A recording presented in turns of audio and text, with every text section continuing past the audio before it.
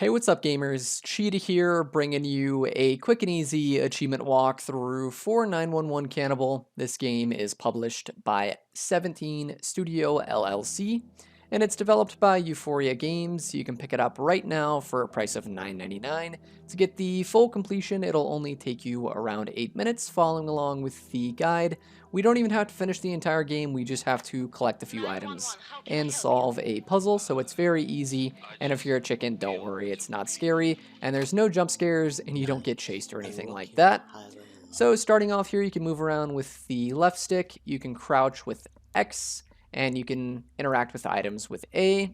So starting off, you want to turn to your left here, you'll see a box, and then towards the bottom of it, we're going to remove the bottom plank by pressing A twice. That will reveal a lockpick that you can pick up, and then you want to select that in your inventory using the D-pad, and then we're going to use that to unlock the lock there on the cage. Press A on that twice to remove the lock, and then open up the cell. So the spawns for the items are random in this game, but thankfully I've documented them all. So the first spawn for the rubber gloves is just under that unit there. If it's not there, the second spawn is just under the workbench here. And then the third is to the left under this green table just back here. Once you have the rubber gloves, turn to the right, open up that cabinet there, and then equip the gloves using the D-pad. Pick up the key from the water there, and then once you have the key, make sure that you close this cabinet here, or else the kind of killer guy that kidnapped us, he'll notice that we were in there and he'll kill us. So make sure you close that up, and then turn around. Use the key from your inventory to open up this little suitcase here, and then pick up the hacksaw inside. And then again, once you pick that up, make sure you close the case back so that the killer doesn't notice we were in there. Once you have that, turn to the left, head over to the workbench, open up the second drawer, and then inside here, pick up the scissors. There may also be a fuse that spawns in here. Again, the spawns are a little bit random, so pick those up if they're in there. And then in the bottom drawer, open this up and read the newspaper. That'll unlock another achievement for you. And then in this next section here, you want to be careful. After we unlock this door using the hacksaw, once you open up the door, there's going to be an audio cue that's going to kind of trigger the kidnapper, the killer, whatever you want to call him. And we have to re-shut the door and then relock it, run back to our cage, and lock ourselves in there so he doesn't know that we got out. So use the hacksaw on the lock, open up the door, and then immediately close the door, crouch down with X, click on the lock, relock the door there. Head back to the cage, you'll see the timer appear, lock yourself back in the cage, and then click on the lock again, and then just hide in the corner. And if you did everything correctly, you close the little cabinet drawer and the suitcase, then he shouldn't notice that you were out of the cage, and you won't die.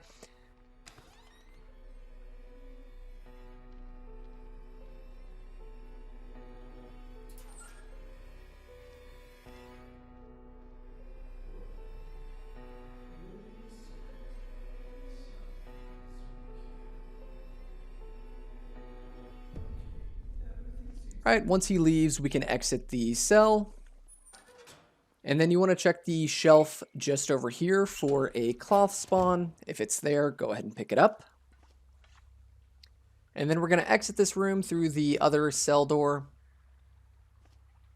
And then outside here, you want to immediately turn to the right and check this tire right here for a cloth spawn. That's another one there. And then turn to the right, there's two fuse spawn locations on this shelf, one there and one here. And then the last cloth spawn is on the chair right over here in the corner of the room. Once you have the cloth, take that back to the kind of main room. Inside here, turn the water on with the valve and then get the cloth wet using the water. And then once you have your wet cloth, you can turn the water off and then head back out into the other room. There's kind of a pillar in the middle of the room, and there's a coal patch on the wall right there. And you want to use your cloth to clean that up. And then that's going to give you a random code. It's random every playthrough, so memorize it. Mine was 327. Take your code and use that on the safe here. And unlock this to get the key inside.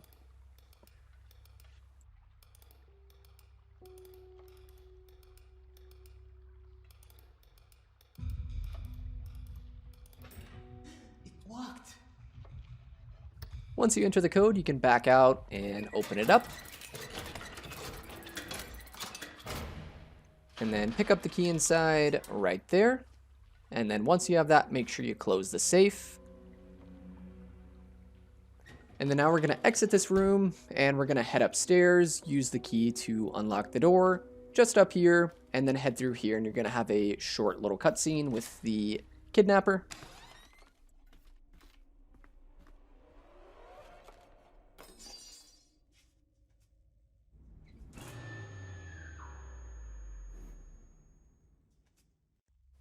And then once the cutscene is over, you want to exit, turn to the left, and then just over here on the nightstand, you can interact with the page. That'll unlock the Frank achievement for you. And then if you don't already have the fuse, just below the page there, you can find the fuse right there. Once you have the fuse, you want to turn to the left, open up the fuse box, place the fuse inside there, and then close it up, head back downstairs. And now that the power is on, we can interact with the lever in the starting room. So head down here, interact with this lever right next to the unit. That'll open it up, and then inside there you can pick up the oil, and that'll unlock the WD-40 achievement for you there, and then you can close it back up. And then now we're going to head back upstairs. So make your way upstairs, and then take a left. And then over here in the corner, you want to use the scissors on the handles of this wardrobe to cut the rope there. And then you can open it up. And then this is the kind of only puzzle of the game. Sadly, this one is kind of randomly generated each time, but it's a little tile puzzle here of a dragon or a serpent. You have to rotate the tiles and kind of position them correctly. You can see there's like a little gray outline of what it's supposed to look like in the background there. So that's kind of how you know where to rotate the tiles to. Again, sadly, it's random every playthrough. So unless you get the exact random placement that I got, you can't really copy the video solution. But you'll see here it's not too hard. So once you have it looking like this here, you can then rotate the cube. And we have another puzzle here, but this one's a little bit easier. You just have to kind of rotate the rings and make it so that it's a knight. You'll see on the right side, you can kind of see the outline of the knight right there. And then you have to move the middle parts and make it look like he's kind of pulling a lever and holding a sword in his hand.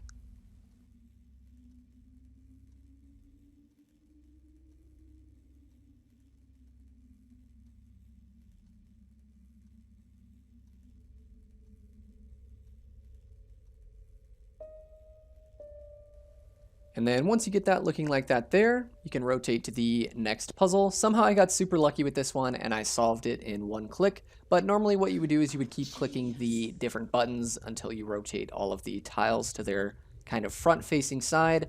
And then once you solve all three puzzles, that'll open up the top and you can pick up that there. And that'll unlock an achievement for you. And then once you have that, your final achievement will be for dying. To do that, you can just go say hi to the kidnapper on our left. And that'll unlock the final achievement for you. Sadly, we didn't even have to finish the game. So hopefully they add some title update achievements and we can continue. But that's it for now. So thanks for watching. Leave a like on the video if the guide was helpful. Subscribe if you're new, and I'll see you next time. Huge shout out to all my awesome Patreon and YouTube members. Special thanks to those in tiers 3 and 2, including Jax Jags and Rockmono44.